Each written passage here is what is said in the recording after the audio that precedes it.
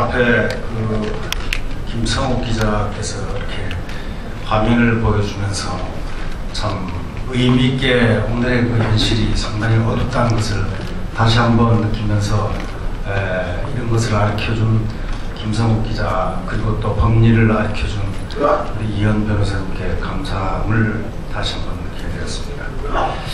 저는 가끔 이런 생각을 해봅니다. 어쩌다가 우리가 이렇게 힘들게 살아가야 하는지 도무지 이해가 좀 안 되는 부분이 있습니다. 10년 좌파 정권 종식한다고 제가 우리 서정갑 본부장님을 모시고, 서정갑 본부님께서 대경련합회 회장을 하시고 국민행동본부 본부장을 하시면서 제가 사무총장으로서 모시고 이 좌파 정권 투쟁을 같이 따라다니면서 저는 조그만 일을 해 나갔는데, 그때는 좌파 정권만 종식되면은 무엇이든지 다 될 수 있다는 그런 희망에, 그래서 그렇게 되면은 나라라고 나라에서 국민답게 살아갈 거다 이렇게 알았는데, 이 날이 갈수록 이래 첩첩산중이고 또 스트레스만 쌓이고 또 분노만 폭발하게 되니까 솔직히 말해서 기분이 나쁘다. 왜? 이건 누구 때문이냐? 이게 중도 한나라당 때문이다. 자, 그러면 지금 말씀드렸지만은 우리 군함이 북해 어뢰에 맞아가지고 격침되고 46명의 참 귀한 우리 국군들이 장렬하게 전사를 했는데, 또 반면에 현직 육군 소장이라는 자가 간첩 혐의로 체포돼가지고 북한의 그 최고급 전략 기밀 문서를 갖다가 북한계에 넘겨주는 희대의 국가 위기 상황이 지금 벌어지고 있다 이겁니다. 그러면 예비역인 저희가 이렇게 보기에는 말이죠, 지난 10년에 양산된 간첩이 육군 소장 단 한 명이라고 절대로 그렇게 생각하지 않습니다. 장군뿐이 아니라 영관, 위관, 하사부 부사관에 이르기까지 숱한 보이지 않는 오열들이 있을 것이라고 추정할 수 있습니다. 사실 지금 현재 이런 상황을 종합해보면 지난 10년 동안 김대중 노무현이가 키워오다시피 한 친북 종북주의자하고 사회 전반에 침투되어 있는 그런 소위 간첩들을 색출하기 위해서라도 정부는 국가 정체성 수호의 차원에서 지금 자유 대한민국 체제를 위해서, 체제 수호를 위해서 비상사태라도 발발해야 하는 그런 현상입니다. 그런데 이런 국가적 위기에서 또 다시 중도 실용으로 가겠다고 한다면, 과연 중도주의로 이 찔기고 무서운 친북 좌익을 갖다가 그런 세력과 싸워서 이길 수 있겠습니까? 절대 없죠. 중도는, 제가 단언컨대 중도는 친북 좌익에게 머지않아 먹히게 돼 있습니다. 우리 민군 조사단이 북한 김정일 정권이 한 어뢰 격침의 주범이라고 확실히 밝혔고 세계가 다 100% 인정하고 있고, 그래서 북한 외래도당을 지금 외국이 성토하고 이런 마당인데, 유독 북한과 우리 안에 있는 종북 세력들, 친북 세력, 또 정세균의 민주당이 생트집을 잡고 북한이 천안함을 격침하지 않았다고 이래 억지 주장을 하고 있는 가운데, 이명박 대통령께서 정말 존경스러운 말씀을 하셨습니다. 대북 응징을 하겠다는 긴급 담화를 발표했습니다.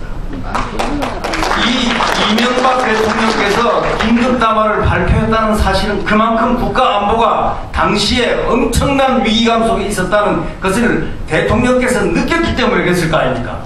그리고 국방장관은 또 제주 해협을 봉쇄하여 북한 선박의 출입을 금한다고 발표했습니다.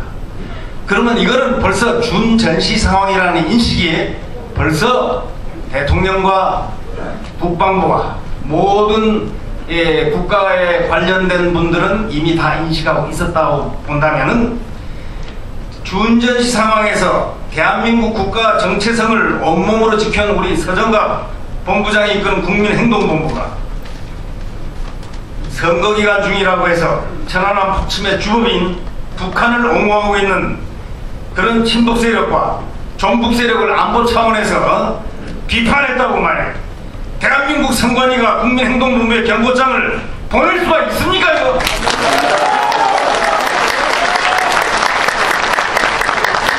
국가는 국민행동본부에 대해서 상을 주지는 못할 정석 연속해서 뒤통수만 때리는 짓거리를 하면 안 됩니다.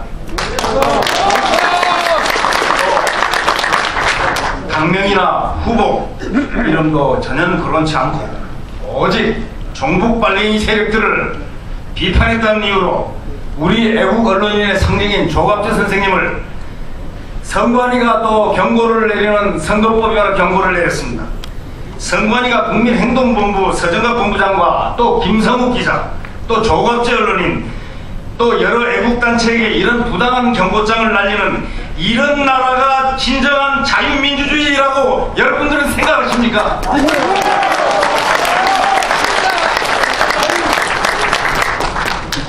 정말 대한민국 선거관리위원회가 맞는지 의문이 들어갑니다. 아니면 혹시나 친북 세력과 종북 세력들을 간접적으로 도와주기 위한 선관위가 아닐까 하는 그런 의문도 들고요. 또 천안함 북침 사건의 주범이자 주적인 북한을 유엔 안보리에 회부한 국가적 안보 문제가 지금 국가 지상 과제가 되어 있는 지금 말이죠. 주적인 북한을 비호하는 친북 종북 세력을 비판했다는 그 이유로 경고장을 바라는 이런 선관위는 대한민국의 선관위가 아닙니다.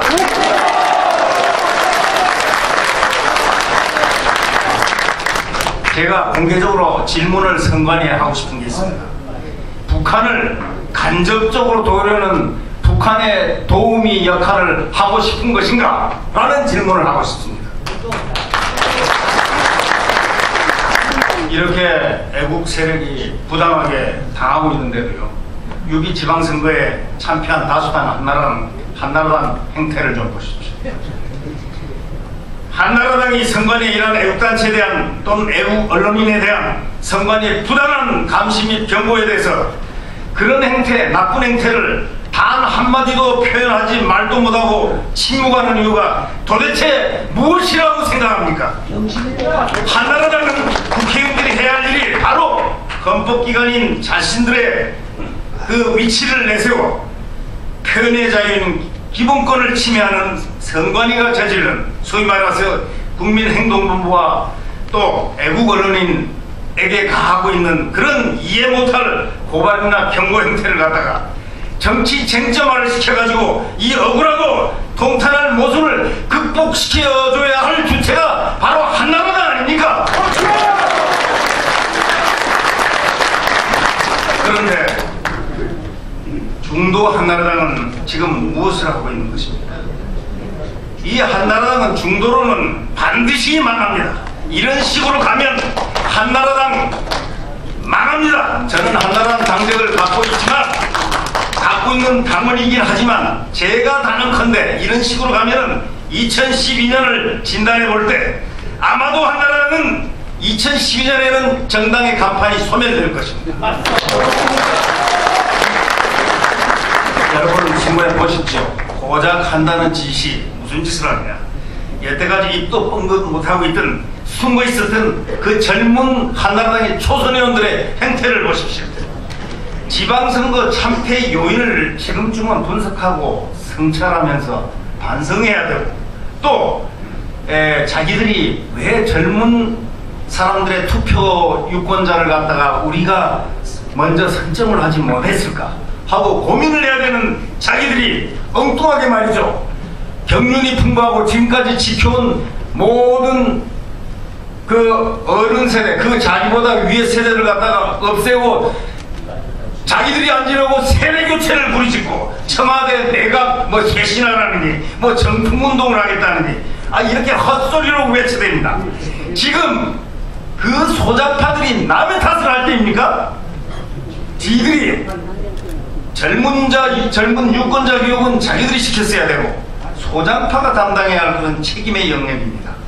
지들 역할은 안 하고 경륜 있는 사람이나 쫓아내고 또 책임을 전가해서 자기들이 정치공학적으로 위에 올라보려는 이때를 놓치는 그런 얍삭바른 그러한 사람들이 한나라당 초선 의원들의 지저분한 참 싸가지 없는 행동이라고 저는 생각합니다.